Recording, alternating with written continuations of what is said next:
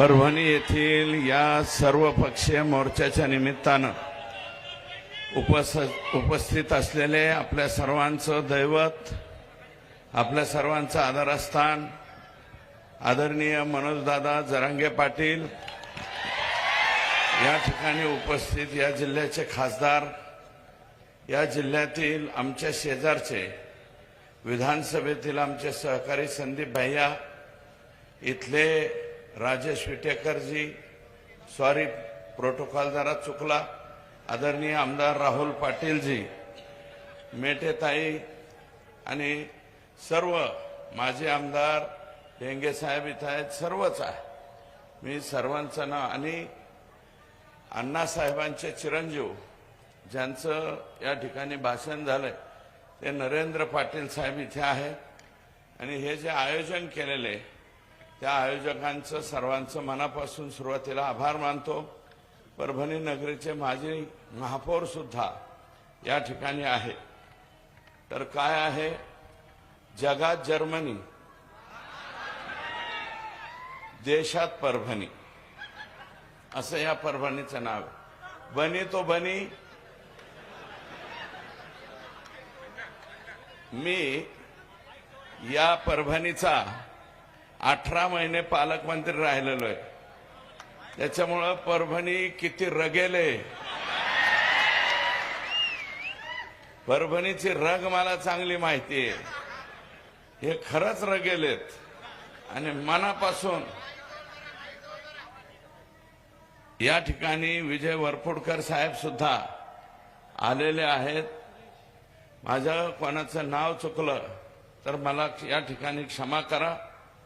तेव्हा एक दोन घटना ऍडजस्टंट इथे घडलेल्या आहेत. या परभणीमध्ये सोमनाथ सूर्यवंशी, लॉला 3rd इयरला शिकणारा मुलगा, कोबिंग ऑपरेशन मध्ये त्याला पोलिसांनी नेलं आणि त्याचा दुर्दैवानं मृत्यू झालेला आहे. प्रचंड मारहाण करून त्याचा मृत्यू झाला अशा प्रकारचं ऑब्जेक्शन त्याच्या कुटुंबियाचं आहे. आणि त्याच्या बाबतीत आणि विजयजी वाकोडे साहेब यांचा सुद्धा दुर्दैवानं मृत्यू त्या ठिकाणी झालाय. आपण जिथे बसलेलो त्याच पाठीमागच्या स्टेजवरती ते पण आंदोलनाला लोक बसलेले आहेत. तेही आपलेच लोक आहेत, वेगळे नाहीत. म्हणून कोबिंग ऑपरेशनची न्यायालयीन चौकशी झाली पाहिजे. माननीय मुख्यमंत्र्यांनी सोमनाथला 10 लाख रुपयाची आणि वाकोडे साहेबांना 5 लाख रुपयाची मदत जाहीर केलेली. तर ते येत्या सोमवारी किंवा मंगळवारी सोमनाथच्या कुटुंबियाला वेळ देणार आहेत, वाकोडे साहेबांच्या कुटुंबियाला वेळ देणार आहे आणि स्वर्गीय संतोष देशमुख यांच्या कुटुंबियाला सुद्धा वेळ देणार आहे. कदाचित 6ची 7 होऊ शकते, एवढाच त्याच्यामध्ये बदल होऊ शकतो. अशोक गोरबांड नावाचा कोणीतरी पीआय, हा एलसीबीचा पीआय आणि स्वतःला एसपी समजतो, अतिशय चुकीच्या पद्धतीने कारभार करतो.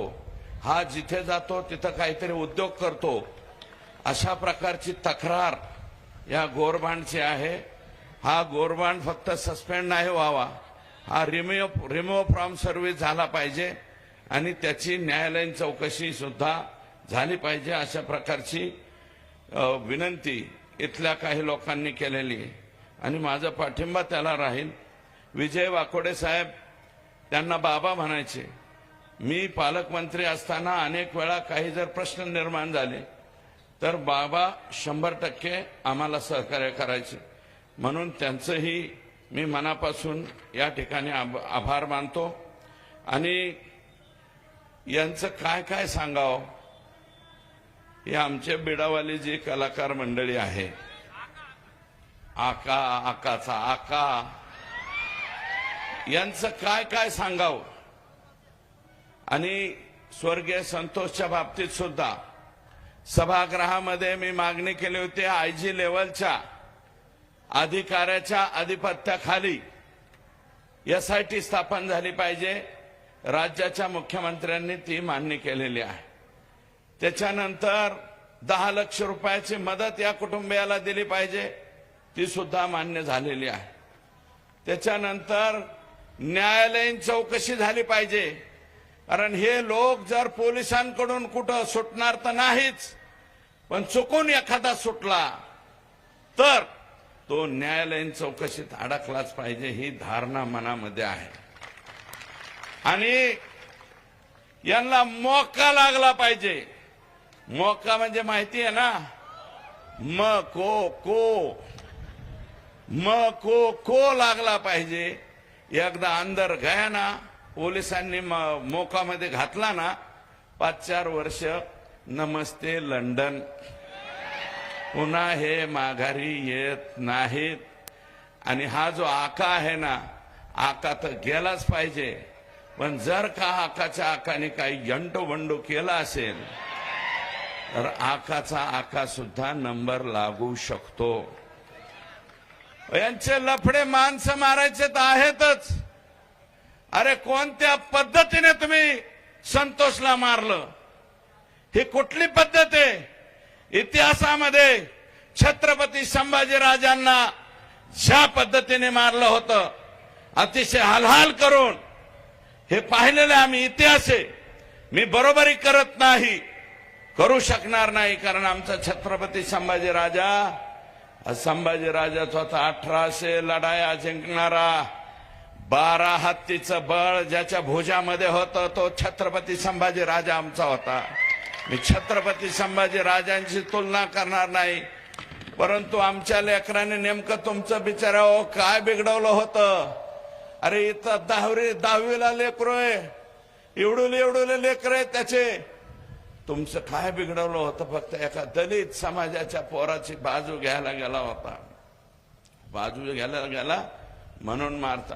आणि जर तो व्हिडिओ आकाला तर 100% दाखवलाच असेल संतोषच्या मारहाणीचा, पण आकाच्या आकाला दाखवला असेल आणि त्यांनी जर पाहिला असेल तर आकाचे आका, कर लो जल्दी तयारी, हम निकले है जेलवारी, असं सुद्धा तुम्हाला करावं लागल. पण आज मी त्या बाबतीत बोलत नाही.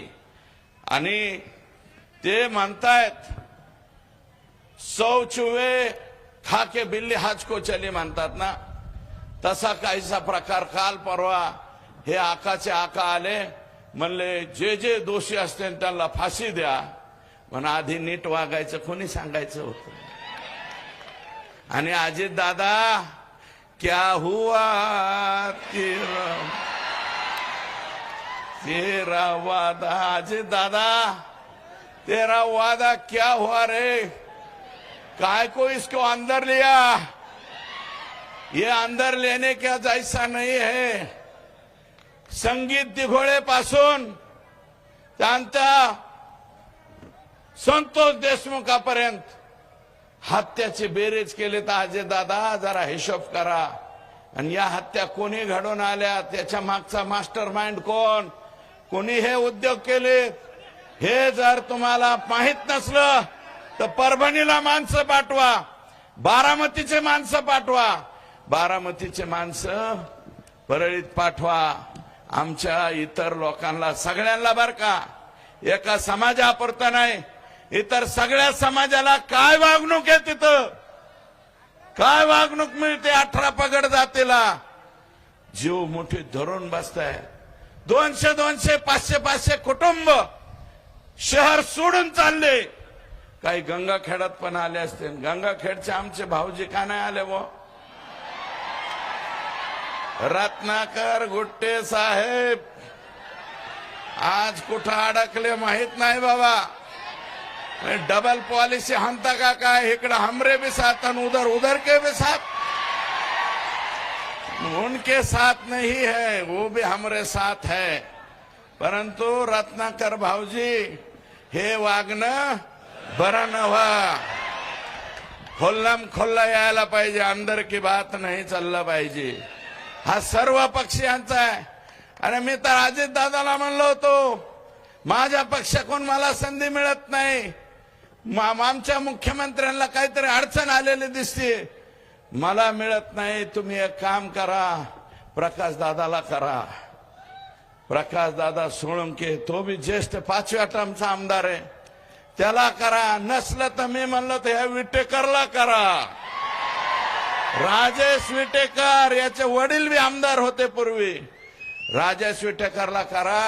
आणि हे नसलं जमत तर म्हणलं बुलढाण्याचा कायंदे करा.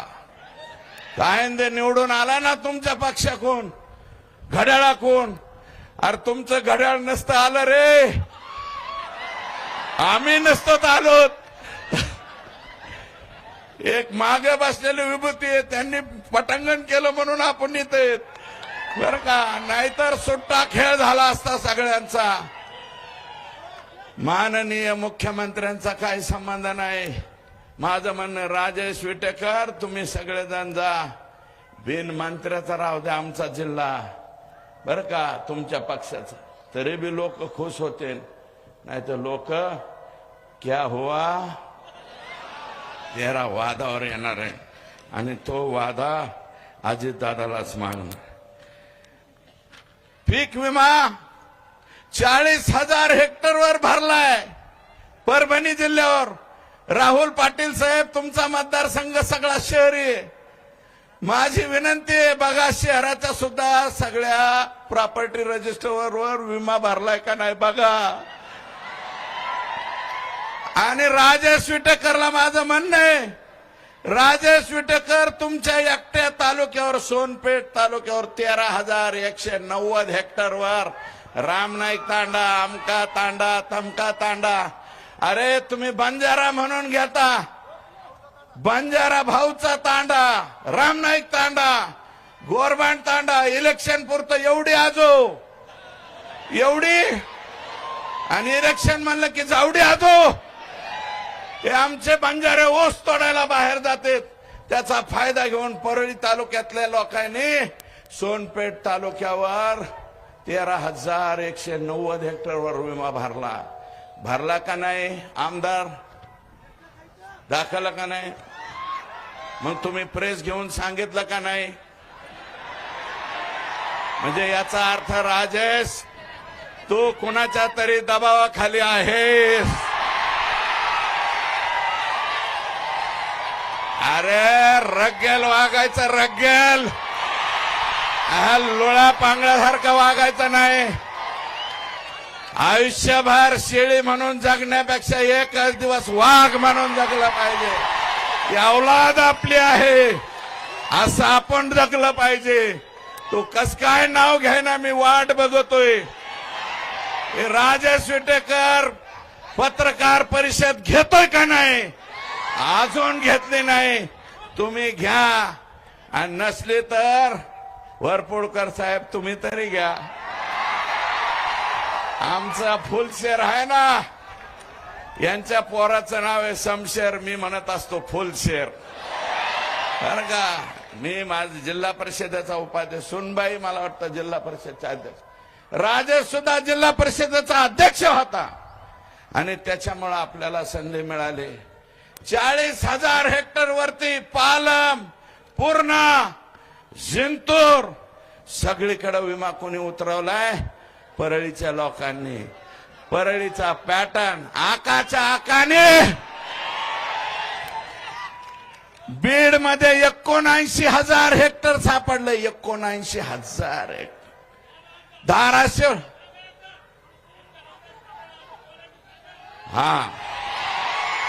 हे धाराशिव मध्ये 3,000 हेक्टर. लातूर मध्ये सापडला 20,000 हेक्टर आता काल परवा. आणि लातूरच्या तर पठ्ठ्यांनी काय केलंय? लातूर मधला जो परळीचा सुरेश रामचंद्र धस नावाचा माणूस आहे, त्याने लातूरात विमा भरलाय, जळगावात भरलाय, वर्ध्यात भरलाय, इकडं याच्यात म्हणजे अमरावतीत भरलाय. एकाच माणसाने 8-8 जिल्ह्यात विमा भरलाय. आता नवीन नवीन कागद पुढे यायला लागले. अरे तुमच्या स्वतःच्या जमिनीवर दुसरे लोक आणून विमा भरणं हा नवीन पॅटर्न ह्या परळीवाल्यांचा. आणि दादा क्या हुआ? दादा हे काय केलंय तुम्ही? हे कसं ठेवलंय? आणि हे सगळीकडे माननीय मुख्यमंत्र्यांचं मी आभार मानतो.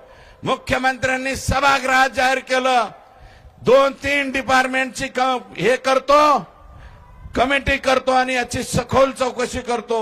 मी आज जगात जर्मनी, देशात परभणी, भारतात परभणी, या परभणीत मागणी करतो, माननीय मुख्यमंत्र्यांना, मुख्यमंत्री महोदय यांची नुसती चौकशी करू नका। ज्यांनी आमच्या वाडवडिलांच्या आजोबा पंजोबांच्या जमिनीवर विमा भरला यांच्यावर मोका लावा, मोकाच पाहिजे, दुसरं काय नाही। हे सगळ्यावर मोका, सीएससी सेंटरवर मोका, ज्यांनी त्यांना आधार कार्ड दिलं त्यांच्यावर मोका, ज्यांचं पॅन कार्ड दिलं त्यांच्यावर मोका। सबके सब अंदर कैसे चल रहा है असं लांबून म्हणले पाहिजेत। यांना हे करा, परभणी, लातूर, जालना, त्याच्यानंतर आपल्या संतोषची न्यायालयीन चौकशी होणार आहे। पण माझं मत आहे असं, विटेकर साहेब तुम्हाला माझी विनंती आहे, आमच्या मनोज दादांनी आंदोलन केलं, आम्हाला एकटं पाडण्याचा तुम्ही प्रयत्न केला, तुम्ही एकटं नाही। आता एक नवीन घोषणा काढायला पाहिजे मला असं वाटतं। एकच पर्व हे 2 नेते, ह्यांचा समाज सुद्धा नाही। एकच पर्व हे 2 नेते सोडून सर्व बाकी सगळे जाती धर्माचे लोक हे आपले समजायचे, अशा प्रकारचे आपल्याला या ठिकाणी विनंती करतो।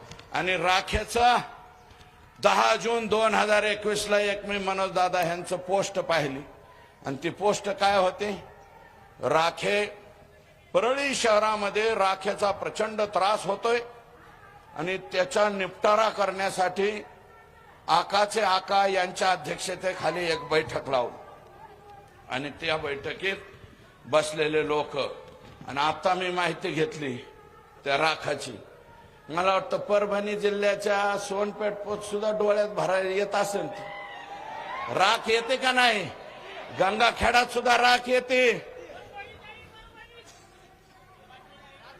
परभणीत सुद्धा येते, हैदराबाद पर्यंत हे घेऊन जाते, उघडी घेऊन जाते आणि ते खाली उतरते, लोकांच्या डोळ्यात जाते, त्वचेचे आजार होते, कुणाच्या फुफ्फुसाला आजार व्हायला लागले। आणि मी म्हणतो धनुभाऊ, हे दीपक मुंडे, अजय मुंडे, हा तर तुमचा चुलत भाऊ आहे सख्खा, सायन्स मुंडे, समाधान बिडगर, मंगेश बिडगर, मुन्ना जयस्वाल, दत्ता कराड हे आकाचा नातेवाईक आहे, गणेश सप्लायर्स, पप्पू फड, बाळू बिडगर, महेश शेप, कृष्णा मुंडे, गोविंद मुंडे, चंद्रकांत फड, सचिन जाधव आघाव, हे लोक कोण आहेत, हे तुमचेच आहेत। सगळे थर्मल उपसून घे, 10 वर्ष झालं नंगा नाच चाललाय, कोणी बी जातंय, जेसीबी लावतंय, उचलून नेते। 20-20 वर्ष झालं या परळी थर्मल मध्ये जसे नोकरीला लागले तसे रिटायर व्हायची पाळी आली काही कर्मचारी। 20-20 वर्ष कुठे एका जागेवर राहतात का सरकारी कर्मचारी? ते फक्त परळी ते 20 वर्ष एका जागेवर राहण्याचा परळीचा नवीन पॅटर्न आहे। हा पॅटर्न महाराष्ट्र राज्याने स्वीकारावा अशा प्रकारची विनंती राज्याचे मुख्यमंत्री, दुसरे एकनाथराव शिंदे साहेब उपमुख्यमंत्री आणि अजितदादा उपमुख्यमंत्री यांना त्या ठिकाणी हे बोलावं अशा प्रकारची विनंती करतो। आणि बिंदू नामावलीची मी बीड जिल्ह्याची मागणी केली, तसं परळीत सुद्धा काहीतरी गोंधळ आहे, म्हणजे परभणीत सुद्धा गोंधळ आहे। परभणी जिल्ह्याची सुद्धा बिंदू नामावलीची मी इथं मागणी करतो आणि